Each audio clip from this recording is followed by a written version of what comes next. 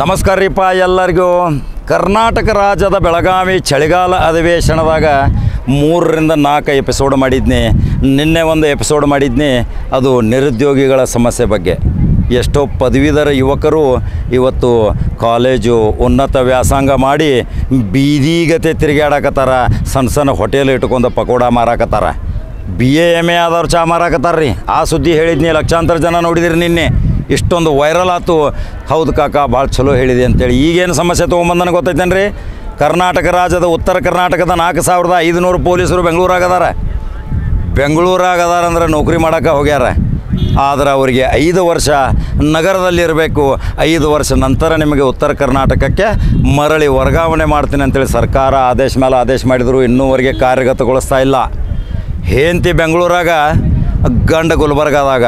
ಇಬ್ಬರು ಪರಸ್ಪರ ಗಂಡ ಹೆಂಡತಿ ಇಬ್ಬರು ನೌಕರಿ ಮಾಡ್ತಾರೆ ಪೊಲೀಸರು. ಹಂಗಾದ್ರೆ ಅವ್ರು ಸಂಸಾರ ಹೆಂಗೆ ಮಾಡ್ಬೇಕ್ರಿ? ಗೃಹ ಮಂತ್ರಿ ಪರಮೇಶ್ವರಪ್ಪ ಇದನ್ನು ಬಹಳ ಕೂಲಂಕುಷವಾಗಿ ಕೇಳಬೇಕು, ಮತ್ತು ಸಭಾಪತಿ UT ಖಾದರ್ ಮತ್ತು ಬಸವರಾಜ ಹೊರಟ್ಟಿ ಅವ್ರು ಕೇಳಬೇಕು. ಯಾಕೆ ಕಾಕ ಹೇಳ್ತಾನೆ ಖಡಕ ಸುದ್ದಿ? ಯಾವ ಸಮಸ್ಯೆ ತೊಗೊಂಡು ಹೋಗ್ತಾನ? ಈಗ ಪ್ರಿಯಾಂಕಾ ಖರ್ಗೆ ಅವ್ರಿಗೆ ಇದನ್ನು ಪ್ರಶ್ನೆ ಕೇಳಿದ್ನಿ, ದಿನೇಶ್ ಗುಂಡೂರಾವ್ಗೂ ಕೇಳಿದ್ನಿ, ಸತೀಶ್ ಜಾರಕಿಹೊಳಿ ಅವ್ರಿಗೆ ಕೇಳಿದ್ನಿ. ಈ ಪ್ರಶ್ನೆ ಕೇಳಿದ ತಕ್ಷಣ ಅದನ್ನು ಕ್ಯಾಬಿನೆಟ್ ಡಿಸಿಷನ್ ಆಗ್ಬೇಕಂದ್ರು. ಆ ಪೊಲೀಸರು ಪಾಪ 7 ವರ್ಷದಿಂದ ಇನ್ನೂ ಬೆಂಗಳೂರು ನಗರದಲ್ಲಿ 4300ಕ್ಕಿಂತಲೂ ಹೆಚ್ಚು ಪೊಲೀಸರು ಉತ್ತರ ಕರ್ನಾಟಕದವರು ಅಲ್ಲಿ ಕೆಲಸ ಮಾಡಕತ್ತಾರೆ. 5 ವರ್ಷ ಆದ ನಂತರ ಅವರಿಗೆ ವರ್ಗಾವಣೆ ಮಾಡಬೇಕು, ರೀತಿ ನೀತಿ ನಿಯಮದಂತೆ ಪೊಲೀಸ್ ಕಾನೂನು ಪ್ರಕಾರ. ಆದರೆ ಅವರು 5 ವರ್ಷ ಆದ ನಂತರ 7 ವರ್ಷ ಆಯಿತು ಇನ್ನೂ ಮಾಡಕತ್ತಾರ. ಆ ಪೊಲೀಸರ ಗೋಳು ಕೇಳೋರು ಯಾರು? ಆ ಪೊಲೀಸರ ಭವನೆ ನೋಡೋರು ಯಾರು? ಯಾವಾಗಲೂ ಒಂದು ಸಮಸ್ಯೆಯನ್ನು ತೆಗೆದುಕೊಂಡು ಹೋಗುವಾಗ ಅದನ್ನು ಬೆನ್ನತ್ತಿ ಆದೇಶ ಮಾಡಿಸೋ ಕರ್ತವ್ಯ ನಂಬರ್ 1 ಚಾನಲ್ ಕಾಕಂದು ತಲೆಗಿಟ್ಕೋರಿ. ಯಾಕಂದ್ರೆ ಆ ಪೊಲೀಸರ ಬಗ್ಗೆ ಯಾರು ವಿಚಾರ ಮಾಡೋದಿಲ್ಲನ್ರಿ? ರಾತ್ರಿ ಹಗಲು ಕಾಯ್ತಾರೆ ಅವ್ರು. ಪೊಲೀಸರು ರಾಕ್ಷಸರಲ್ಲ, ರಕ್ಷಕರು ಅಂತ ಹೇಳಿದ್ದೆ. ಆದರೆ ಅವರ ರಕ್ಷಣೆ ಮಾಡುವಂಥ ಸರ್ಕಾರ ಇವತ್ತು ಕಪಲ್ ಟ್ರಾನ್ಸ್ಫರ್ ಕಾಯ್ದೆ ಪ್ರಕಾರ ಅವ್ರಿಗೆ ಮಾಡಬೇಕಲ್ರಿ. ಹೆಂಡತಿ ಒಂದು ಕಡೆ, ಗಂಡು ಒಂದು ಕಡೆ, ಇಬ್ಬರು ಪೊಲೀಸರು. ಸಂಸಾರ ಹೆಂಗೆ ಆಗ್ಬೇಕು, ಮಕ್ಕಳು ಹೆಂಗೆ ಆಗ್ಬೇಕು, ಜೀವನ ಹೆಂಗೆ ನಡಿಬೇಕು? ನೀವು ಮಾಡ್ತೀರಿ ಮಂತ್ರಿಗಳು ಹಂಗೆ? ನೀವು ಒಂದು ಕಡೆ, ಅವರೊಂದು ಕಡೆ ಇರ್ರಿ. ಆಮೇಲೆ ನೋಡೋಣ, ಶಾಸಕರೇ, ಮಂತ್ರಿಗಳೇ, ಈ ಒಂದು ಕಾನೂನಾತ್ಮಕ ಹೋರಾಟ. ಯಾಕಂದರೆ ಪೊಲೀಸರು ಹೋರಾಟ ಮಾಡೋಕ್ಕೆ ಒಂದು ಬರೋದಿಲ್ಲ, ಪೊಲೀಸರು ಸ್ಟ್ರೈಕ್ ಮಾಡೋಕ್ಕೆ ಬರೋದಿಲ್ಲ. ಪೊಲೀಸರಿಗೆ ತನ್ನದೇ ಆದಂಥ ಒಂದು ಇತಿಮಿತಿ ಒಂದು ಕಾನೂನು ಐತಿ.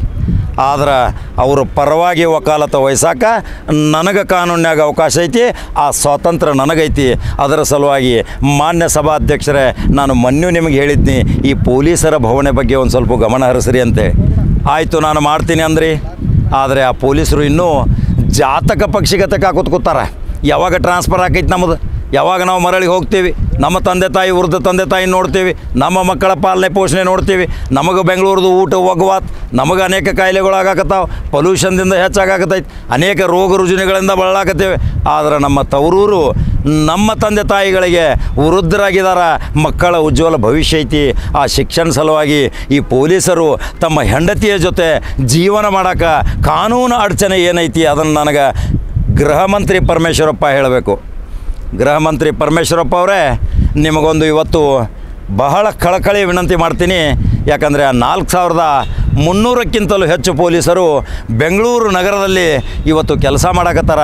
ಇದೇ ಬಾಗಲಕೋಟೆ, ಬಿಜಾಪುರ, ಬೆಳಗಾವಿ, ಗುಲ್ಬರ್ಗ ಮತ್ತು ಬೀದರ್ದವ್ರದಾರ, ರಾಯಚೂರ್ದವರು ಸ್ವಲ್ಪ ಅದಾರ, ಕೊಪ್ಪಳ, ಕುಷ್ಟಗಿದವ್ರದಾರ.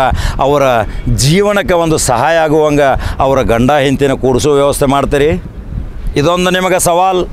ಕ್ಯಾಬಿನೆಟ್ದಾಗ ತಕ್ಷಣ ಇದೊಂದು ಫೈಲ್ ತರಿಸ್ರಿ, ಸಂಬಂಧಪಟ್ಟ IGP DGPನ ಕರೆಸ್ರಿ, ಕಾನೂನು ನ್ಯೂನತೆಗಳನ್ನು ನೋಡ್ರಿ, ತಕ್ಷಣ ಆದೇಶ ಮಾಡಿರಿ, ಅವ್ರಿಗೊಂದು ಪರಿಹಾರ ಕೊಡ್ರಿ. ಯಾಕಂದ್ರೆ ಅವರು ಹೆಚ್ಚಿನ ಕಾಯಿಲೆಯಿಂದ ಬಳಲ್ಲಂದ್ರೆ ಮುಂದೆ ಆ ಪೊಲೀಸರಿಗೆ ರಕ್ಷಣೆ ಕೊಡೋರು ಯಾರು? ಪೊಲೀಸರು ಸಾರ್ವಜನಿಕ ರಕ್ಷಣೆ ಕೊಡ್ತಾರೆ. ರಾತ್ರಿ ಹಗಲಿ ಈ ಚಳಿಗಾಲ ಅಧಿವೇಶನದಾಗ ಕಾಯಕತ್ತಾರ. ಎಲ್ಲೆಲ್ಲೋ ಮ್ಯಾಲೆ ನಿಂತ ದುರ್ಬೀನ್ ನಿಂತ ನೋಡಾಕತ್ತಾರ, ಲೈವ್ ಕ್ಯಾಮ್ರಾ ಹಚ್ಚಿ ನೋಡಾಕತ್ತಾರ. ಯಾರ ಚಟುವಟಿಕೆಗಳು ಎಲ್ಲಿ ಏನು ನಡೆಯಾಕತ್ತಾವ, ಏನೋ ಅಹಿತಕರ ಘಟನೆ ನಡೀತಾವ, ಶಾಂತಿ ಭಂಗ ಆಕೈತಿ. ಇವತ್ತು ಸತ್ಯಾಗ್ರಹ ನಡೀತಾವ, ಚಳವಳಿ ನಡೀತಾವ, ಗಲಭೆ ನಡೀತಾವ, ಮಾರಾಮಾರಿ ನಡೀತಾವ, ದೊಂಬಿ ನಡೀತಾವ, ಹೊಡೆದಾಟ ನಡೆದರೂ ಸಹಿತ ಅದೇ ಖಾಕಿಯಲ್ಲಿ ಪ್ರತ್ಯಕ್ಷ ಆಗಬೇಕು. ಆ ಖಾಕಿಗೆ ಆಸರೆ ಇದೇ ಖಾದಿ ಆಗಬೇಕಲ್ರಿ ಪರಮೇಶ್ವರಪ್ಪ ಅವರೇ.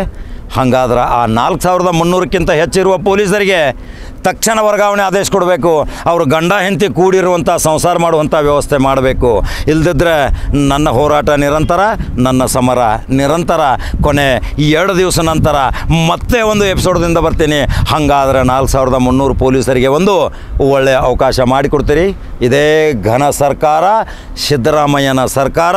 ಸಿದ್ಧ ಮಾಡಿದ ಸಿದ್ದರಾಮಯ್ಯ ಏನು ಮಾಡ್ತೀರಿ ಇನ್ನು ಕಾದು ನೋಡ್ಬೇಕಲ್ರಿ. ಹಾಗಾದ್ರೆ ಖಡಕ್ ಜವಾರಿ ಕಾಕಾನ ನಂಬರ್ 1 ಚಾನಲ್ ನೋಡ್ಕೊತ ಹೋಗ್ರಿ, ಫಾಲೋ ಮಾಡ್ಕೊತ ಹೋಗ್ರಿ, ಯೂಟ್ಯೂಬ್ದಾಗ ಸಬ್ಸ್ಕ್ರೈಬ್ ಮಾಡಿರಿ, ಬೆಲ್ ಬಟನ್ ಒತ್ತಿರಿ ಮತ್ತು ನಿಮ್ಮ ಅನಿಸಿಕೆಗಳು ಏನದಾವ ನನಗೆ ನೇರವಾಗಿ ತಿಳಿಸ್ರಿ. ಮತ್ತೊಂದು ಸುದ್ದಿ ಹೋಗಿ ಬರ್ತೀನಿ. ನಮಸ್ಕಾರ.